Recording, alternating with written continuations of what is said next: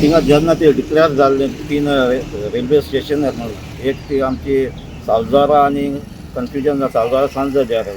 सालजोरा लोकांनी पंचायतांनी ती ओपोज केल्ली आहा फाटीं सांज दी हावेल त्यांनी ग्रामसभा स्पेशल ग्रामसभा घेतल्या आनी तेमी ओपोज केल्ली आहा सो आतां ते एक्चुअली एक्झॅक्ट लोकेशनूय तेमी आमकां अजून सांगलेलें ना आनी आमचे हायर ऑथॉरिटीक ते लेटर करपाक केला पंचायतांनी लेटर केल्या आनी आमी ताका लेटर करतात त्याचे एक्झॅक्ट लोकेशन एक्झॅक्ट पोझिशन आमकां क्लॅरिफाय कराना अजून क्लॅरिफिकेशन काय दिवंक ना क्लॅरिफिकेशन दिलं एक्झॅक्ट लोकेशन दिलं ना ते दिगारपल्ली पडटा सांजे देरार पडटा काय सालजोरा पडटा ते सगळें कन्फ्युजन आहा थिंगा सो तेंचे ऑफिसांत तेंचे ऑफिसर आहा ते हायर ऑथॉरिटीक लेटर करून इन्फॉर्मेशन घे म्हणून सांगता सो तुमचो अपोज आहा न्हू म्हणजे आमचो ओपोज आहा सांजे देरार कित्याक म्हणून आहा अपोज कितें कित्याक म्हणून अपोज आहा थिंगा तुमी जाण आसता आमी कितले डिमांड करताय थिंगा हेल्थ इश्यू आहाय पोल्युशन इश्यू ऑलरेडी